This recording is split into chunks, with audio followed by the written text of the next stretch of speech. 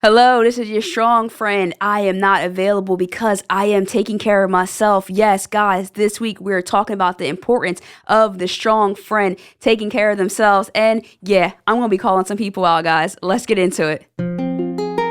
Welcome to the Grief Bully Podcast. I am your host, J.Nicole. Thank you for joining our weekly discussion around grief, mental health, and your overall personal wellness. The Grief Bully Podcast will serve as a vehicle to help you navigate life's journey. Be sure to subscribe, review, and share the podcast with anyone in your life that you think it will help. Let's bully grief together. What's up, beautiful people? Welcome back to another episode of the Grief Bully Podcast. I am your host, J.Nicole. Today is Monday, March the 29th. We are back in the studio, rocking and rolling. Episode 85, guys. Can you believe it? We are moving right along with the podcast, the growth, and all that phenomenal stuff. Thank you for tuning in again. I truly appreciate it. If you're watching on YouTube, hit that subscribe button right now. Show me some love. If you are listening to the audio, go leave a review. Let me know what you're thinking, how you've been enjoying the podcast thus far. So today, I want to get into this topic. Now, I want to tell you this. When I start thinking about topics and what I want to talk about on the show and how I'm feeling, I have to really feel into it. If that makes sense. Like I need to have this certain level of passion. I need to feel like this is going to be a good topic for today. And so with that, sometimes I kind of go back and forth. What am I thinking? What am I feeling? And I felt like we needed to talk about the strong friend. So we hear so much, and maybe you haven't heard of the concept, but if you haven't, I'm going to introduce you to that today. Check on your strong friend. It's one of those concepts that I personally first saw on social media where we want to highlight and make sure that that strong person, that dependable person that you always go to is not being overlooked and that they're getting the attention and the care that they need in terms of checking on them, making sure they're good, making sure they're feeling well and all of that good stuff. So that was the first part of it that dropped into my spirit. I'm like, okay, let's rock with that. What are we thinking? Check on a strong friend. And so then it came on top of that was needing to talk about the importance of the strong friend checking on themselves. Checking on themselves. I think we need to get more into the part of accountability. And guys, listen, I want to say first and foremost, I consider myself a strong friend and someone who is guilty of this. I don't check on myself that well. And I'm leaning more on trying to do that. But I think when you're so used to being supportive and being there, and I'm not just talking about showing up for people and buying their things and sharing their posts and stuff like that. I'm talking about deep dive. I can be your confidant. I can be there. When you call me, I'm probably going to talk to God about your problems and not somebody else. That type of strong friend. And it's not to pat myself on the back, but to just understand that when I'm calling out the strong friend, I'm also calling out myself today. So it's super important that we understand that it's great to have people around us, and it's great to have friends, family, your spouse, and so forth. Your children a lot of times are your support system as well. But after the year that we've experienced and just how life can be and how some of our stories are, it's just as important that we show up for ourselves. If most of your family and friends called you and needed you to be there for them, yes, I'm talking to you, you would probably pick up the phone, drop what you're doing, stop what you're doing, and go be there for them.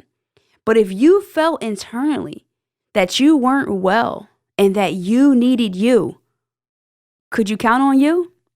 Do you answer your own internal phone call? Do you pick up the phone for you in terms of figuratively and literally, I guess? But that's important. So when we're on this journey, a lot of times we can point fingers and say somebody's not being there for us and we don't feel like this. But sometimes that void, even if they did show up for you, it wouldn't be as fulfilling because you know what you need. And sometimes I think it might be easier to explore internally because you can deal with that in private versus trying to explain publicly. And by publicly, I just mean to someone else other than yourself outside your body, what you're going through and what you need. So if you're personally journaling and writing what you're going through and how things are in your life and what you need, I feel like that's so personal and private that we can go there. We can get deeper. We can pull back those layers and dig through the onion and see what's really lying beneath that surface, because sometimes shame And guilt and embarrassment are one of those hindering blocks that doesn't allow us to really get that support from other people because we don't feel as comfortable opening up and explaining to them where we are. So if you're a strong friend, I'm calling you out today. When is the last time you took care of you? When's the last time you had a self-care day? When did you love on yourself? Buy yourself something nice. And heck, it don't even have to cost money or time.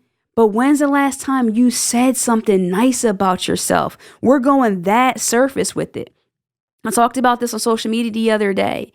I said, I don't know what you deserve better than, but I know that you deserve better.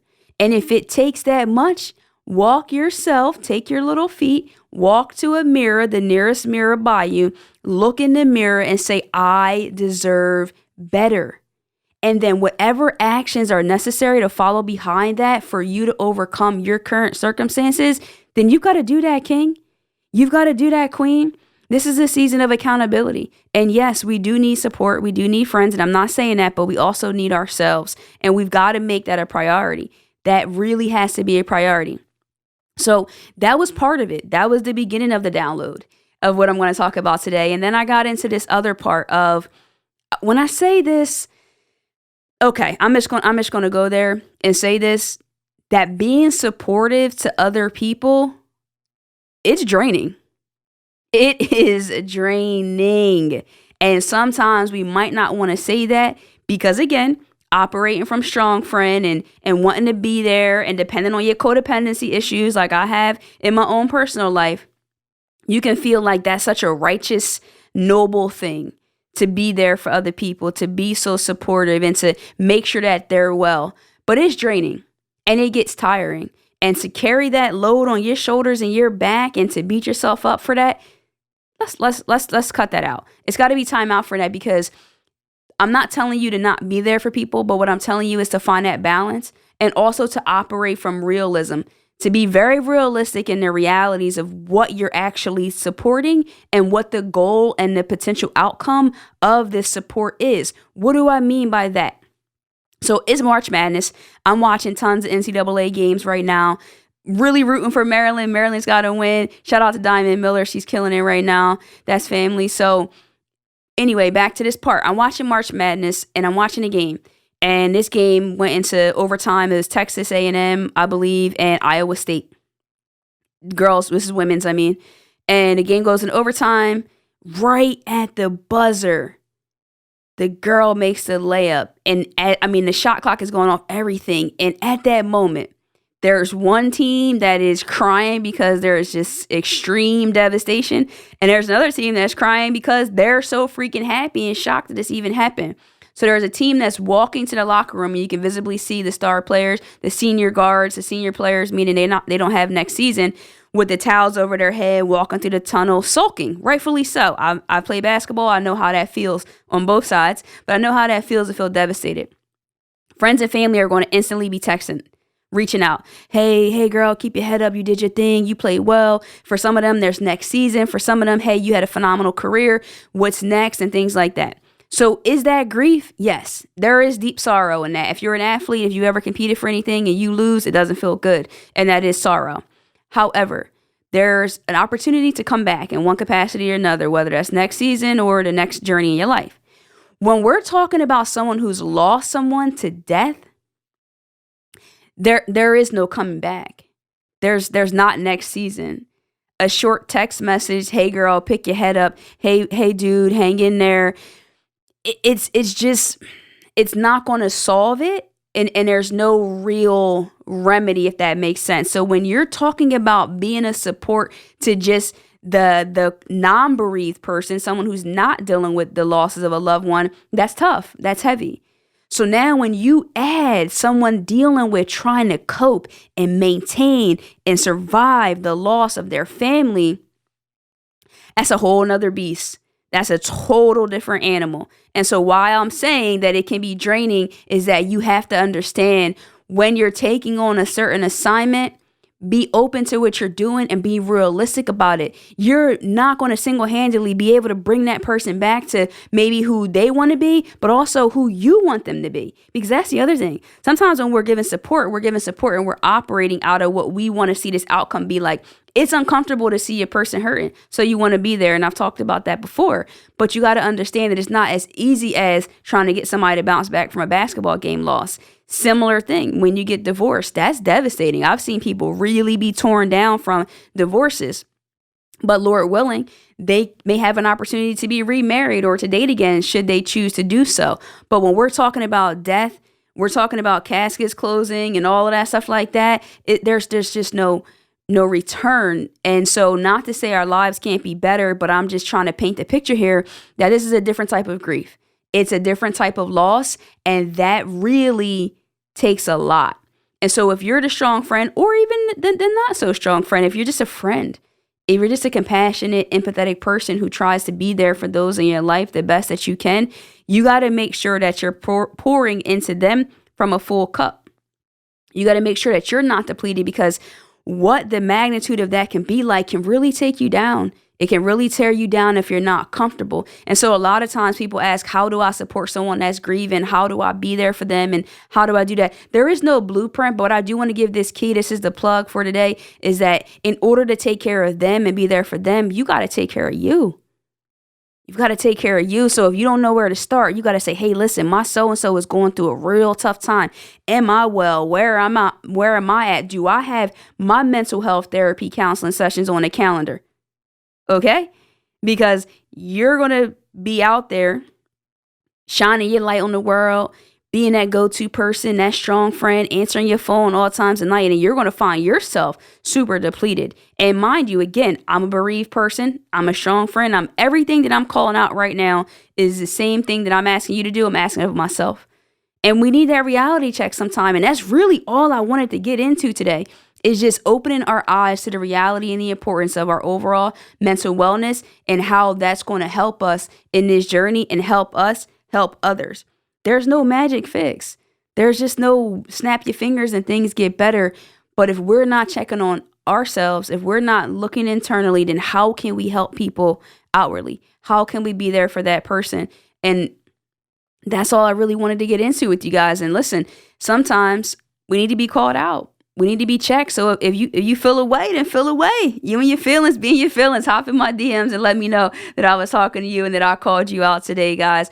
Listen, that was short and sweet. I want to definitely move into our inspirational boost, which is a part of our show where we just give you guys a little quote. And I don't know if I'm ever going to change the name of this segment. I don't know how inspirational that they are sometimes, but this week is, as always, is brought to us by our sponsors, Adina J Designs. They make, create, and inspire us through decorated apparel, custom tumblers, so many phenomenal things going on. Follow them both on Instagram and Facebook at Adina J Designs, ADENA JAY DESIGNS.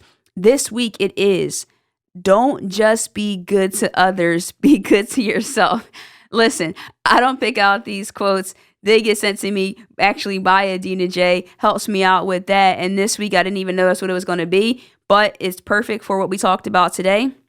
Don't just be good to others, be good to yourself. Can I hold you accountable? Can I require that of you? Can I expect that of you for this remainder of this week and this month? You know what? Hell, this whole year, make sure you're putting yourself first. Do what you have to do so that you can then be a resource. You can be that strong friend. You can be there for other people because you were there for yourself.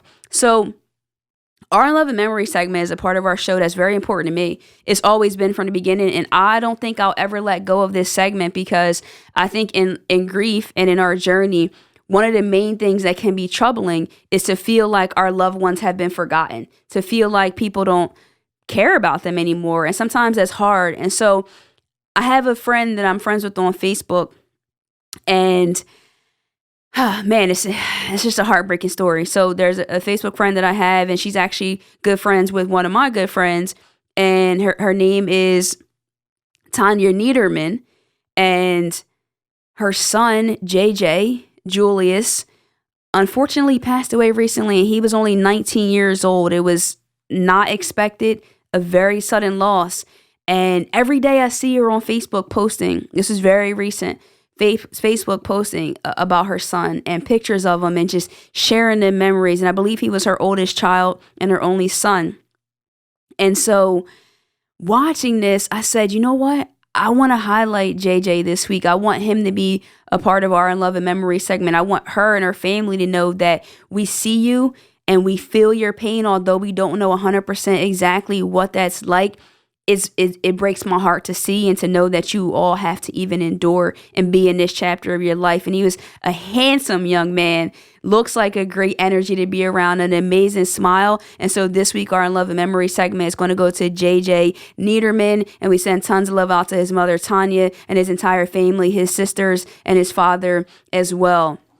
So guys, that was episode 85. Who thought that the 85th episode would be so short and so sweet? And who knew that I would be calling you out? Well, if you've been sticking around for 85 episodes, and you should know me by now, I don't care. I'm here to make sure that you are taking care of yourself, your personal wellness, and that we continue to bully grief together. Guys, do me a favor. Follow me over on Instagram, where I hang out the most at I_am_J_Nicole,